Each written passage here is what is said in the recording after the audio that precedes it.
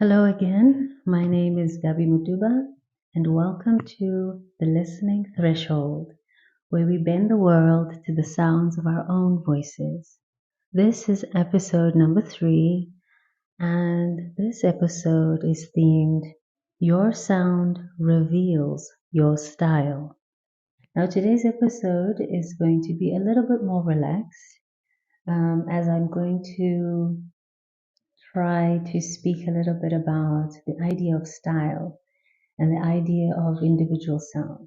I have compiled a question today that will help us to kind of get into today's theme. Today's question is, how did you find your sound? I'm going to start this question by introducing a person, a mentor of mine, I'd say, um, who kind of changed the perception that I had when it came to style, right? Because I think through style, one is able to, get to the understanding of what personal sound is. Okay, so I was introduced to an African American composer by way of just reference, by way of just being in the spaces that I was. Um, he is an African American composer and conductor, and he's very famous for coining this idea that is known to be conduction. Yes, and his name is Butch Morris. So Butch Morris was a composer and a conductor. Like I said, he coined this idea of conduction. Conduction is very interesting because it was a unique way that he approached composition that incorporated some of the principles of jazz improvisation, and it made his compositional approach extremely unique. And I think it challenged a lot of at the time, a lot of classical composers and a lot of classical musicians because he asked of them, things that were outside of their comfort zones. So, yes, Butch Morris and the idea of conduction and how it relates to style. So, one of the very interesting ideas that kind of, spoke to me as I was studying Butch Morris and listening to, this idea of conduction was quite interesting that, his compositional approach was that he was saying that, notes are just musical symbols.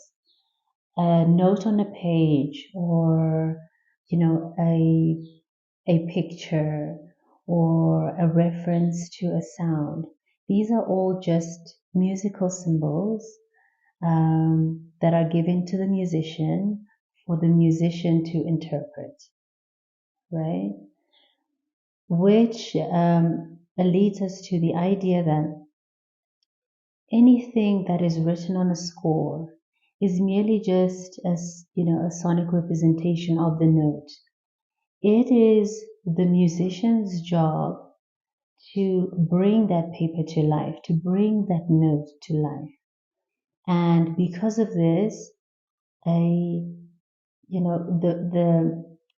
let me say, the biggest emphasis of this process is the musician's auditory system.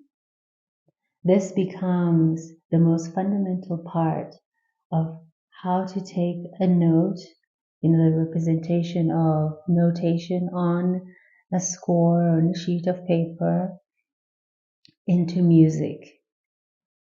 That space, that gap, that fundamental gap is the musician's auditory system. And what Butch was trying to say also was that, the most important person within, that economy of music making between the composer, the conductor, and the composition itself, and of course the musician, is that of the musician, because the musician brings their auditory system into into the note in order for it to be produced, to be heard. So that was very interesting for me, because I think that for the first time it really emphasized how important knowing and understanding one's sound was, in order to contribute to, to an ensemble, or into making music, or into a musical space, a musical economy. So yeah, that was one of the major shifts that I had in terms of how important it was for me to, understand how I came to sound in order to have a more genuine contribution to, um, to the canon of sound making, of music making, of jazz, or of any style that I thought I wanted to be a part of, any community I wanted to be a part of.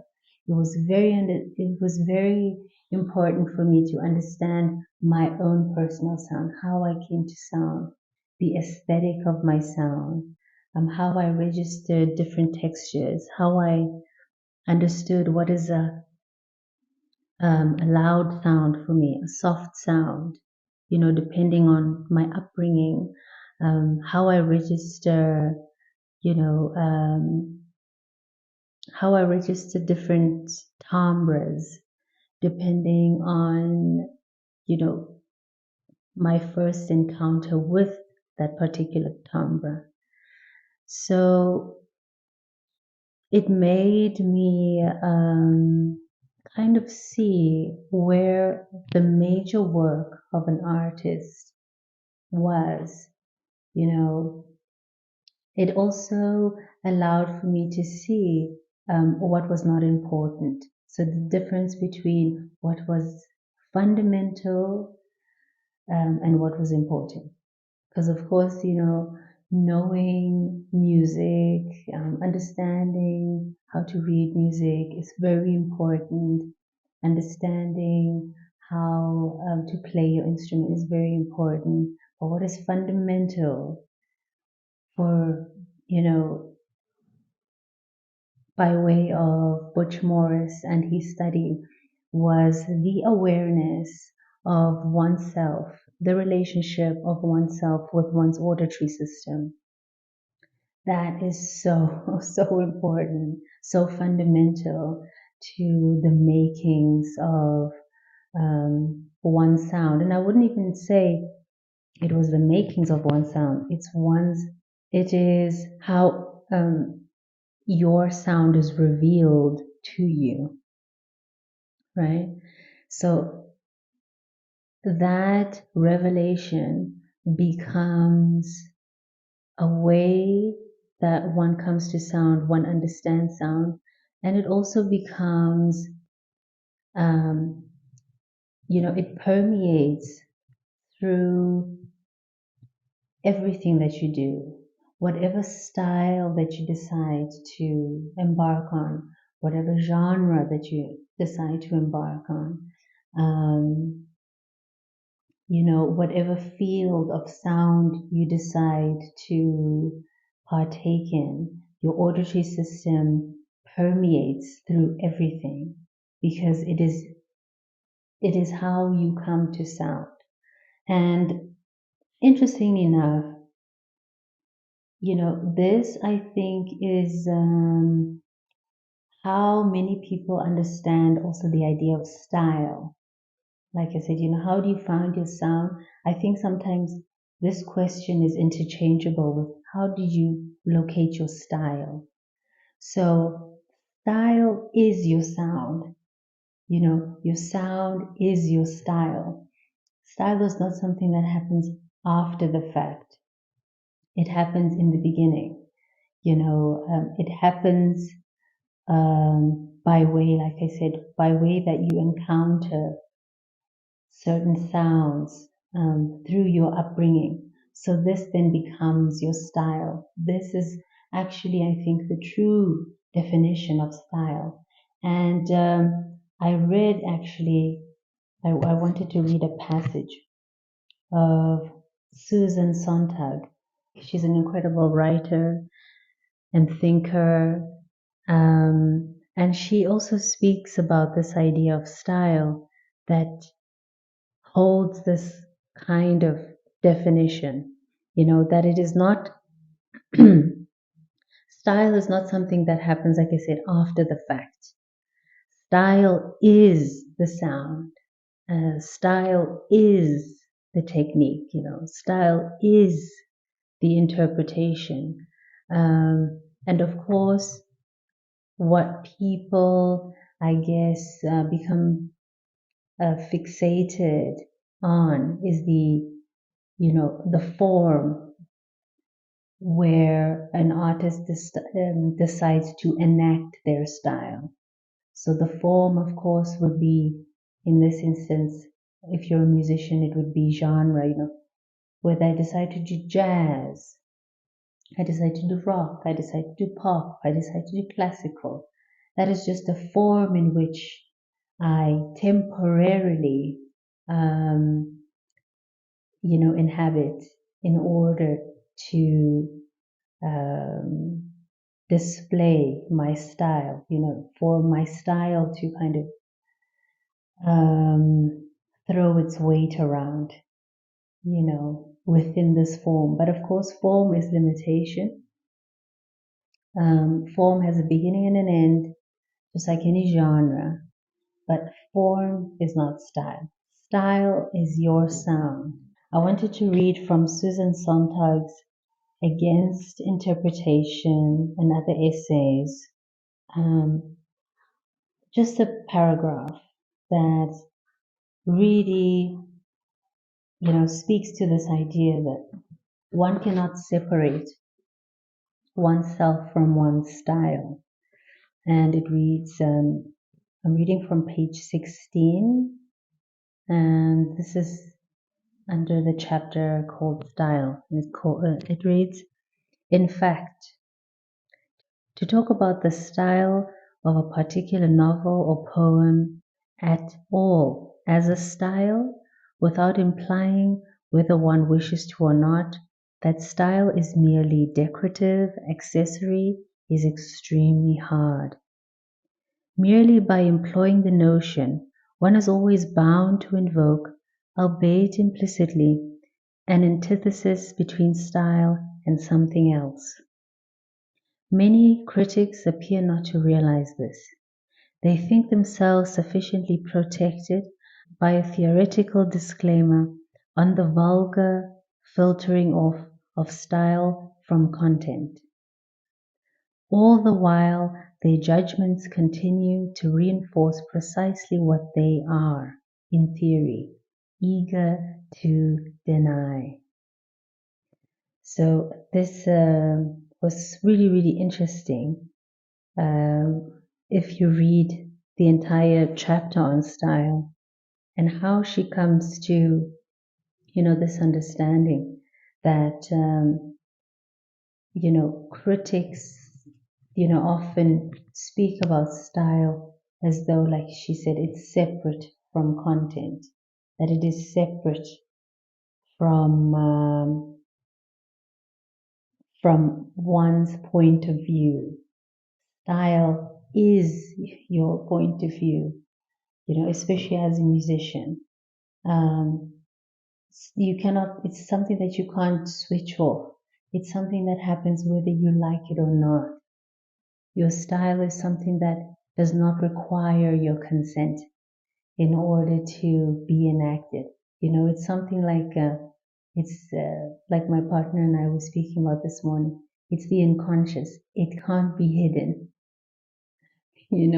Whether you decide to, like I said, whether you decide to enact it in the realm of rock or in the realm of jazz, in the realm of pop, in the realm of indigenous music, even in the realm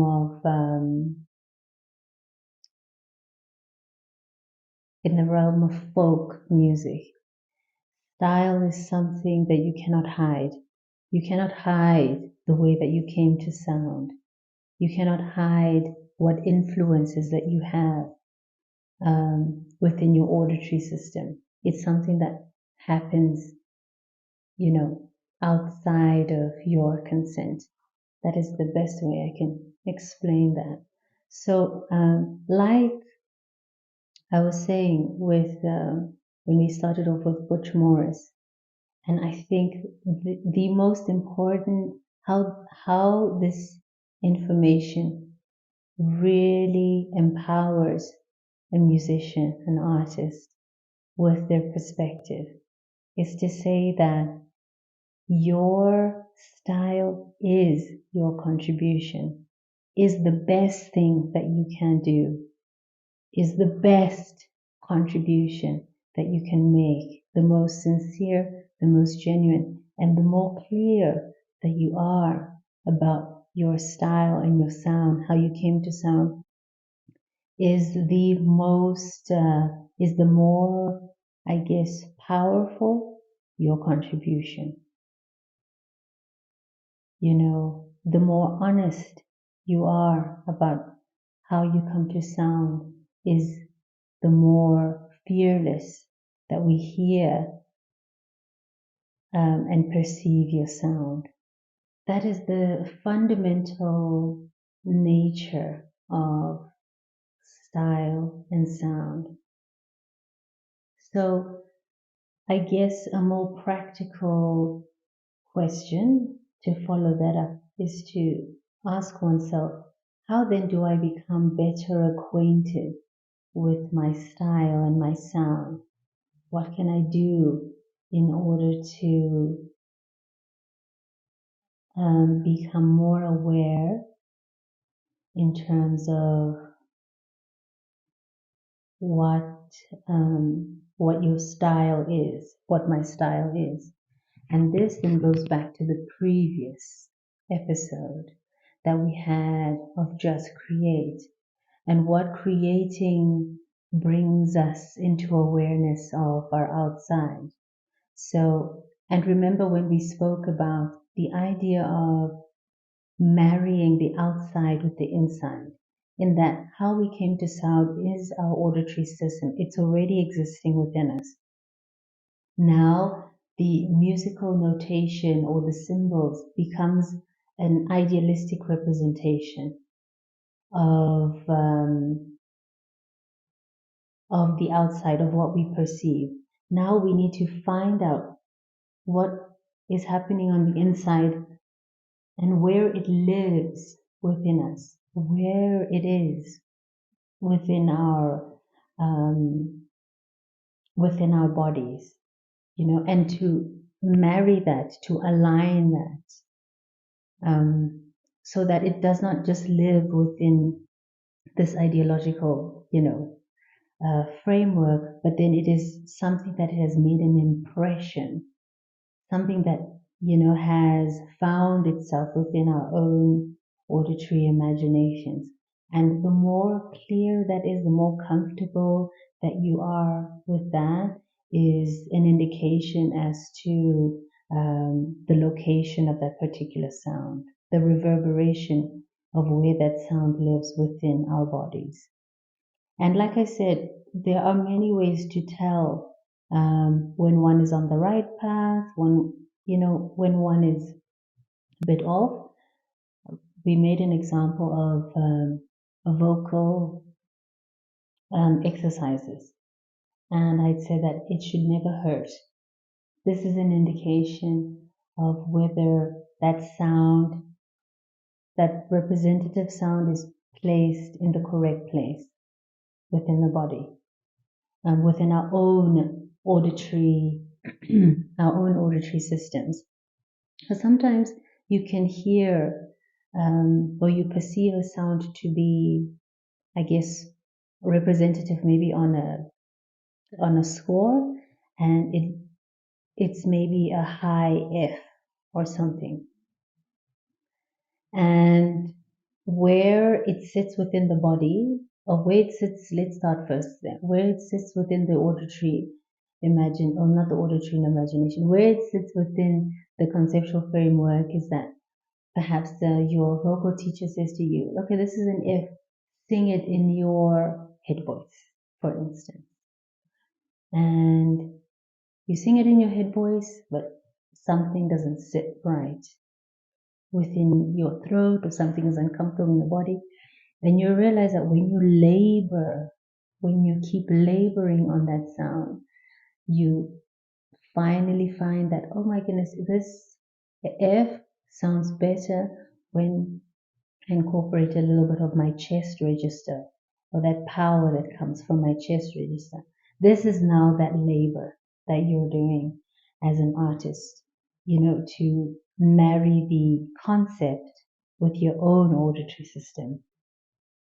And your own auditory system, like we said in the beginning of this conversation, is the most fundamental, because this is where the true contribution of your sonic, of your sound comes from. This is the place where you can contribute. This is your work as a musician. This is your action. This is your contribution. And I think, when I'm saying this, I'm actually thinking also about the idea of AI, and perhaps when thinking about the limitations of AI as opposed to,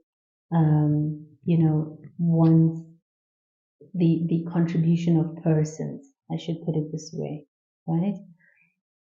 This could also be, this is the differentiating factor, this auditory system. Like I say, so AI could easily, represent a conceptual idea. It speaks to the conceptual idea, but the work of the artist, the work of the person, is the work of that comes from more of this, experiential place. And this is where, the nuance lives and exists. This is the style, by which only you can have clear permission into. Only you can, because only you have lived that experience. So only you have real access to the nuance and to the experiences, the small minute details of how you come to sound.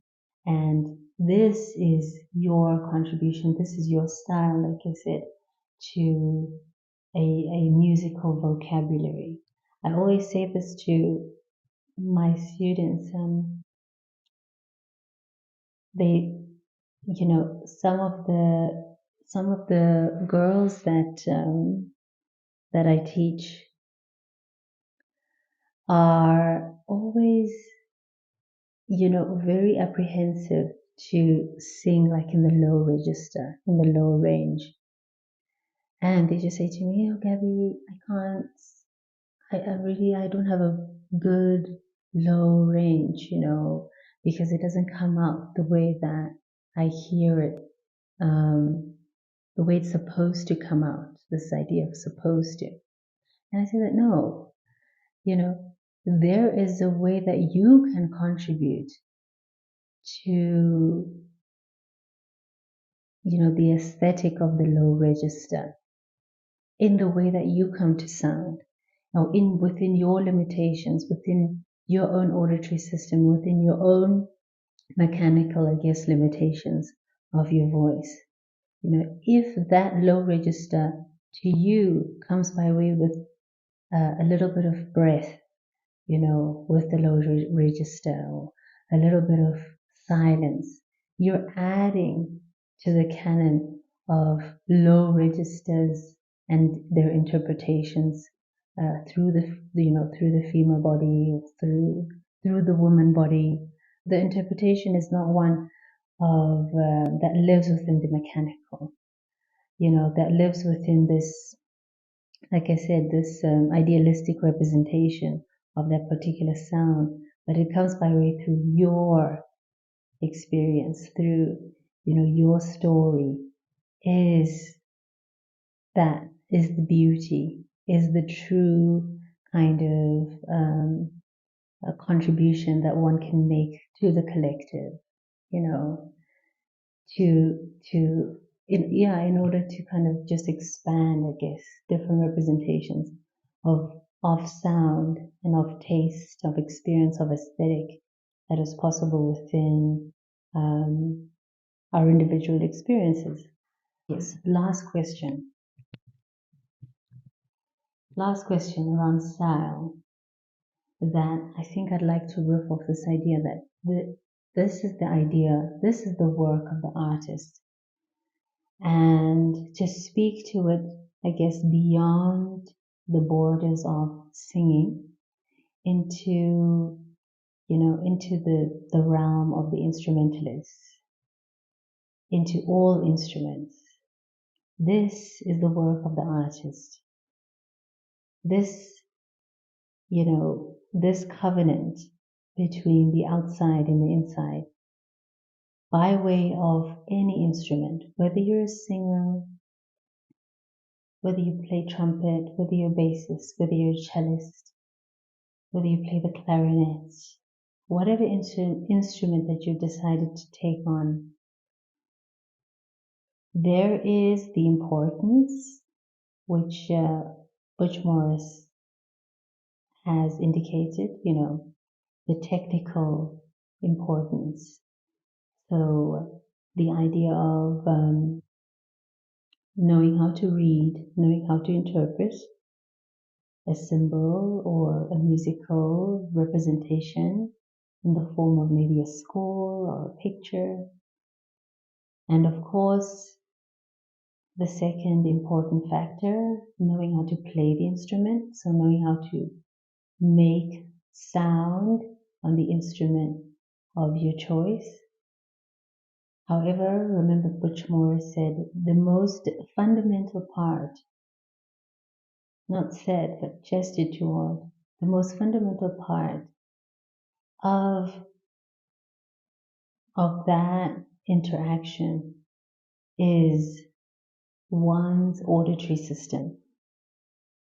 The major work